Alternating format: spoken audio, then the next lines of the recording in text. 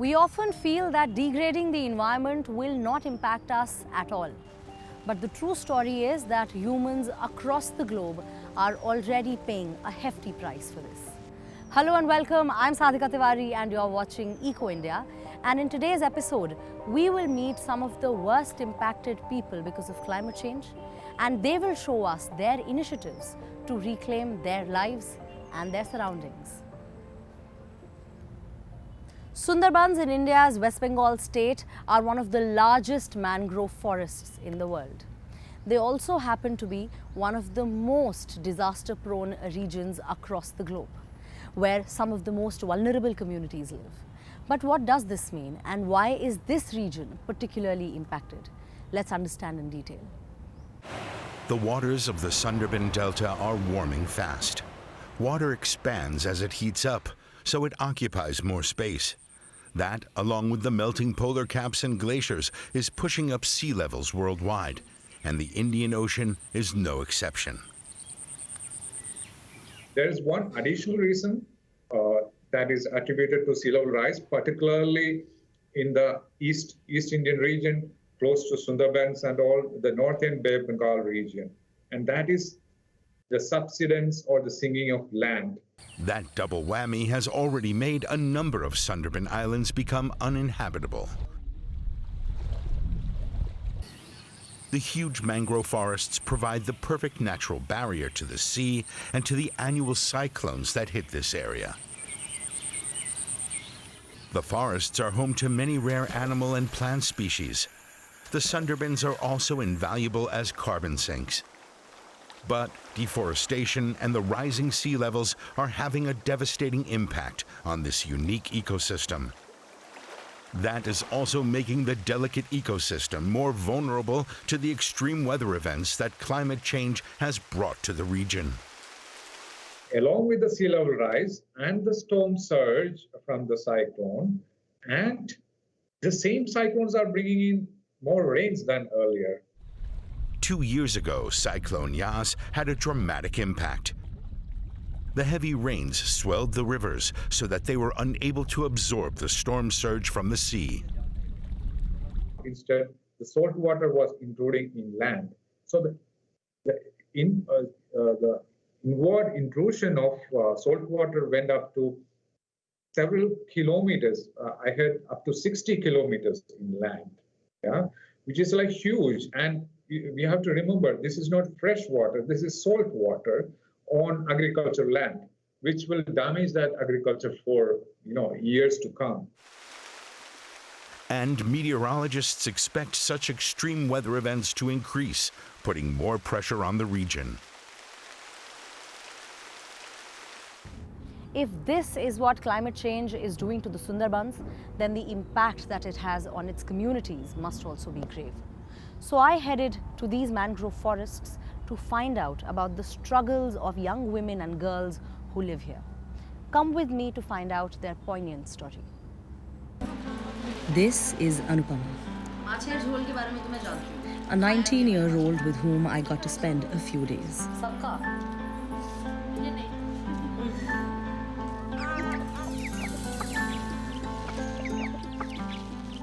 She shared her life and her home with me to reveal the story of her life and the cyclones that she has grown up with.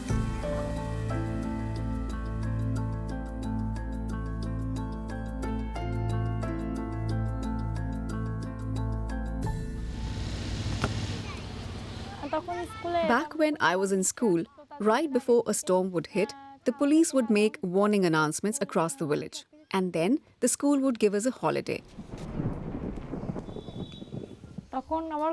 It was a lot of fun. I would keep thinking about when will I leave the school, go out on the streets and run. But each time a cyclone hit, our houses would be completely destroyed and the village and fields would get flooded. The magnificent Sundarbans are one of the largest mangrove forests in the world.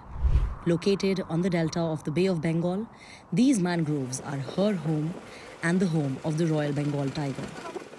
When I saw these mangroves for the first time, their unique biodiversity and sheer vastness left me awestruck. But with this breathtaking glory also come ravaging disasters that tear apart the lives of millions. Not alone through the impact of extreme weather, but also the exploitation of the people made vulnerable by these events. Sundarban एक ऐसा area है जहाँ पे trafficking ये सब का data हमेशा Sundarbans is a very high risk region when it comes to human trafficking. Cyclones lead to increased migration, and that directly increases trafficking. जैसे ही माइग्रेशन बढ़ता है इसमें जो ट्रैफिकिंग होने का चांस है ये बढ़ जाता है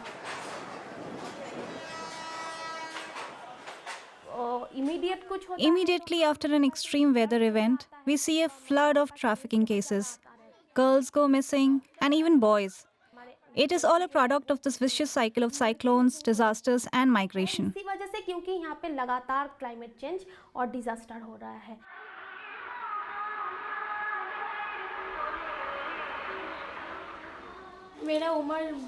I was 12 when it happened. I used to dance ever since I was very young. One day, my dance teacher asked me to go with him to a dance program, and under this pretext, I got trafficked.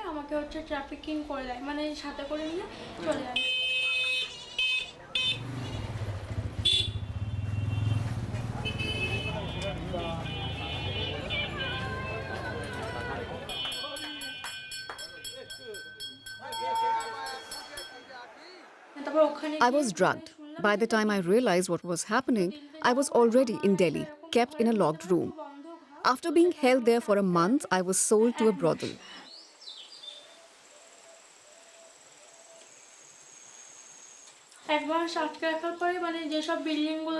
When I refused to do what they asked, I was beaten and tortured. They would drug me, burn me with cigarette butts, even insert a thorny fruit inside my mouth.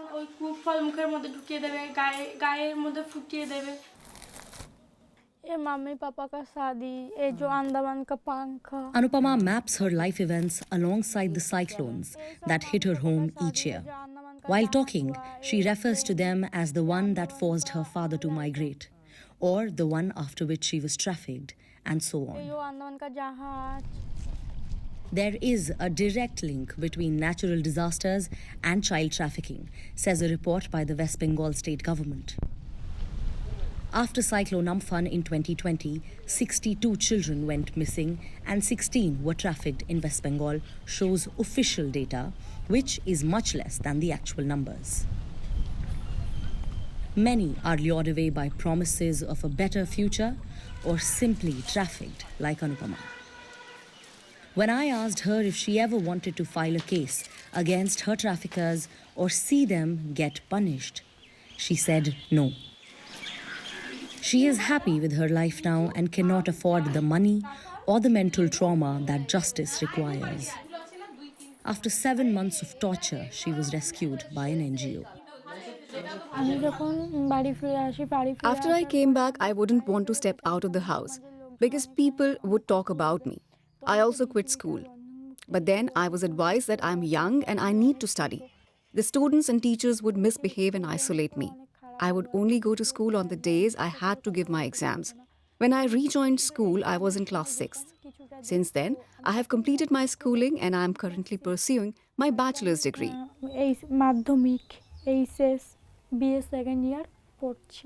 Anupama shared with me her most painful memories and her scariest thoughts that even pushed her to consider killing herself. But it was the love and support of her family that pulled her out of it. My parents never said anything. They gave me a lot of love. My mother held me while sleeping next to me. They helped me attain some peace of mind. I thought at least my parents loved me, even if no one else did. With the help of the NGO GGBK, which helped rescue her, Anupama set up a small business. She has made her family proud and also makes more money than her father.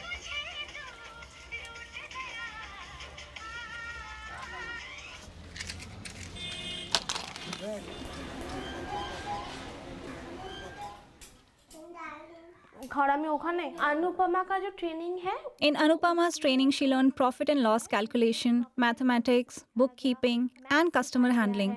Book कैसे maintain करना है, customer handling कैसे करना है, और हम लोग We are also trying to teach computers to these women so that they can take their businesses out of the small shops and tap into the online markets. दुकान से निकल के वो बाहर में भी जो हमारे पास अभी अवेलेबिलिटी है वो भी एक्सेस कर पाए।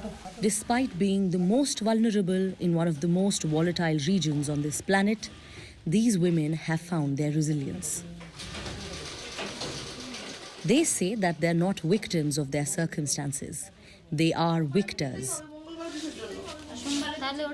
Many of these women now run small businesses. They support their families. They're confident and independent. Anu is a community leader. She shares her experience with other women and tells them how to protect themselves and what to do if they are trafficked. And she encourages those who have been trafficked like her. She tells them that there is a future that awaits them. If she can, they can. Leader. Someone who shows the paths to others is called a leader. I don't want anyone else to go through what I did. When girls who have been trafficked tell me that they want to commit suicide, I remind them that they are stronger than that. 5 other girls will emulate you. Think about them.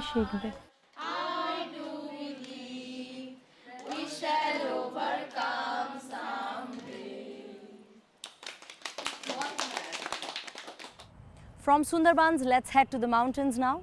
The Aravalli Hills were once a resilient barrier against the Thar Desert are being diminished now due to rampant mining and urbanization, causing more frequent sandstorms and posing a significant threat to biodiversity.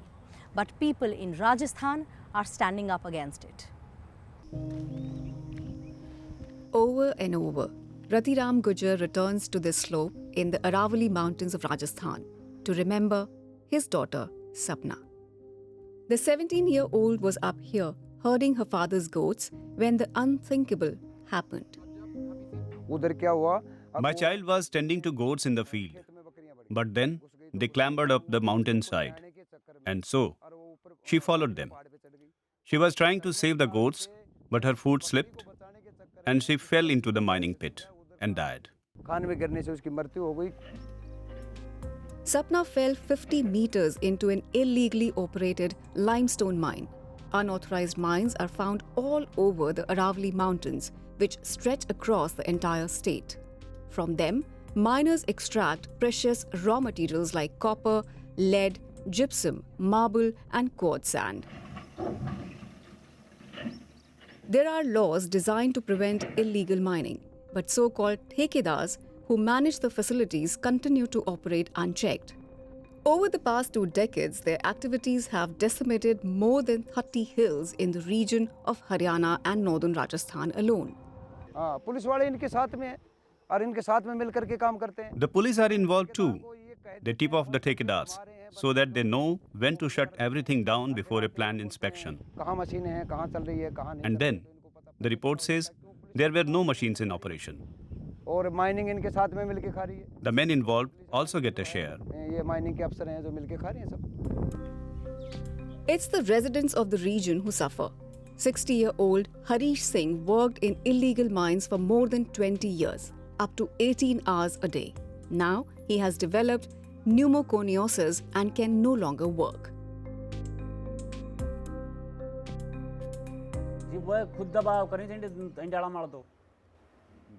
The leaseholder used to pressurize the villagers. He would say, "I am paying you. What is your problem?" He had money and the lease. He is not bothered if the villagers die.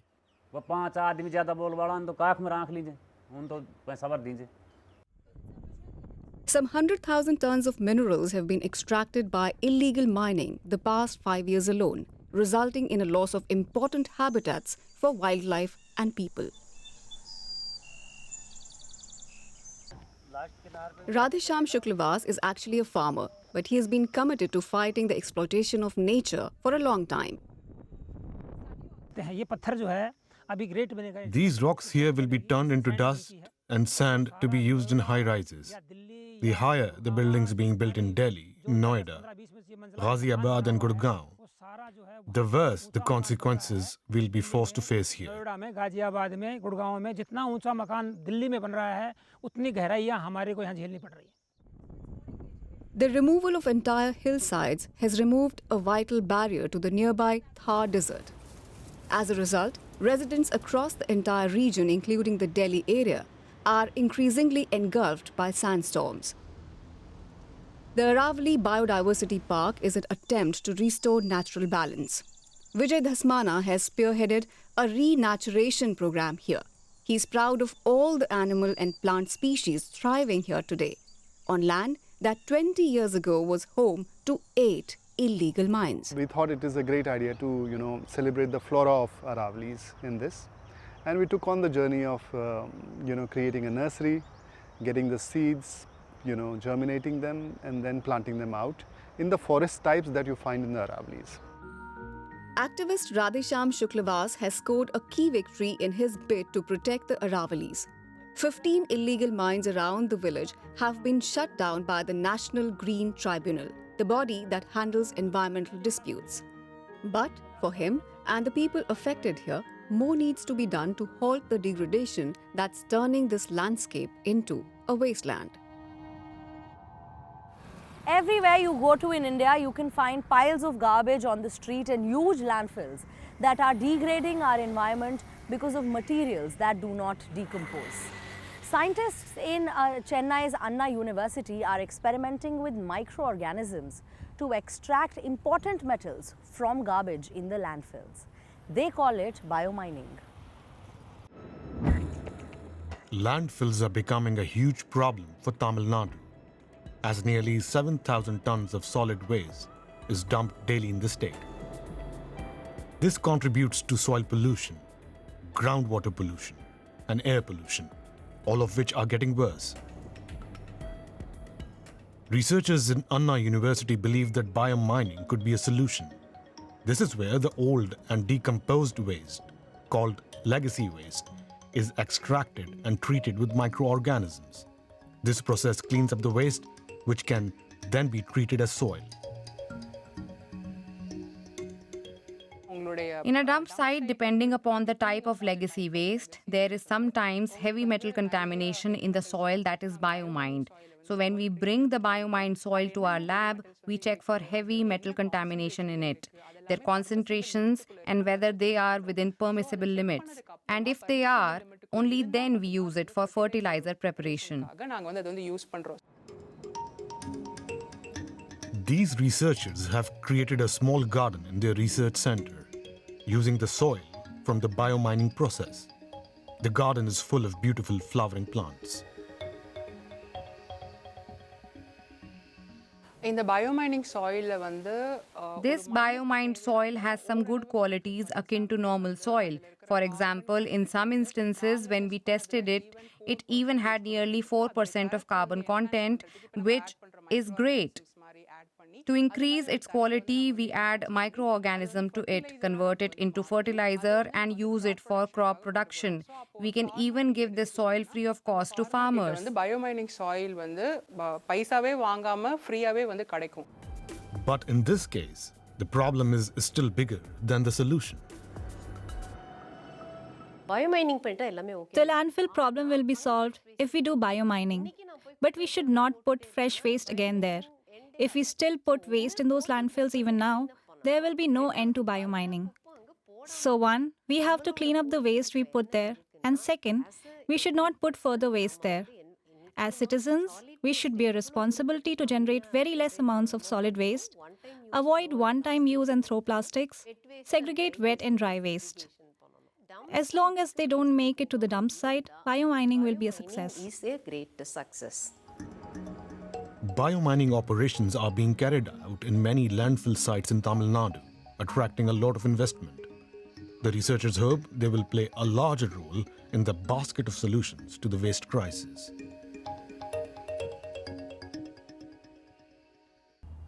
From southern India, let's head to east of Germany. An area that was dominated by brown coal is now turning into one of the largest lake landscapes in Europe. But how were these former mines turned into natural habitats for several species of plants, animals and flowers? And are there any lessons here to be learnt for the rest of the world? The East German village of Großkoschen, just 150 kilometers south of Berlin and not far from the Polish border. The bikes offered at Eckhard Heuker's rental are in high demand, with visitors keen to explore the region. When Heuker started his business 20 years ago, no one believed that this region, called Lausitz, could attract any tourists at all. The area was solely associated with the brown coal industry. It was a moon landscape, like this. Da haben die Leute gefragt, was machst du denn? Zeigst du den Leuten die Löcher? People kept asking me, what do you do? Show people the holes? The mood was different back then. There were still a lot of the pits from the open cast mines. Today, locals are proud of what's happened here.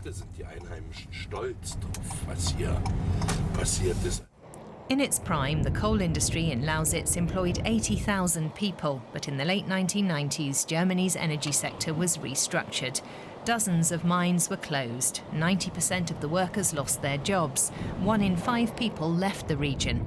Now Germany is on track to phase out coal by 2038. The last remaining open-cast mines producing lignite will close. The mines are gradually being transformed into Europe's largest lake landscape. Set to cover 350 square kilometres, it's helping Lausitz transform into a green holiday region. Broad cycling lanes, hotels and landmarks, like the Rusty Nail, which serves as a reminder of the region's industrial past. From the top of the tower, visitors can observe another new lake in the making. The former open-cast mine is slowly being flooded with groundwater. It's really something special. I mean, how many people can show you a completely new landscape? If everything goes as planned, this will be finished by 2025, God willing. The shore's been developed and stabilized. There's still some work left to do over there. That should take another year or two. Maintenance and risk assessment are carried out by geoengineers like Philipp Soltau. It's his job to prevent landslides. The area is off-limits to the public because after decades of digging, the soil here is loose and can be easily displaced by rapidly rising groundwater. This work will take generations. We still have to make 30,000 hectares of land safe as part of the basic reconstruction work. We need to develop certain technologies. We're working on blast-induced compaction to strengthen the soil, but it needs to be non-invasive. The transformation from what the landscape once was to what it is now is radical, and there's no blueprint on how to do this work. A 30-minute drive away in an area known as Grünhaus, over 3,000 animal and plant species have found a new home. It's become a hotspot for biodiversity. Here we can see how nature is reconquering the land on its own without human help. This location has developed particularly well. One species has grown up here that is common in Germany. It's bushgrass. Stefan Röhrscheid is one of several ecologists who recommended that this patch be left untouched and allow nature to do its own renaturalization under dry conditions on soil that is still acidic and low in nutrients. Many flowers are now thriving there. Obviously, it's an enormous gift to have been able to observe this change over the past 20 years. At the same site. I've been here from the start, and I've seen that what we envisioned has come true. Lausitz today is a green tourist destination with programs for visitors to learn about an industrial heritage that's being consigned to history. About 50% of Germany's energy already comes from renewables. Its roadmap for life after coal could be of use to other countries like India that still have that journey ahead. As we just learned from this example in Germany, it can take a really long time to remove the traces of exploitation from nature, exploitation that we have caused. But working on landscape degradation is a crucial part of climate protection, and we must follow that path. But you let us know your feedback. You can write to us or reach out to me directly on my Twitter. I will see you next week. Until then, take care, goodbye, namaskar.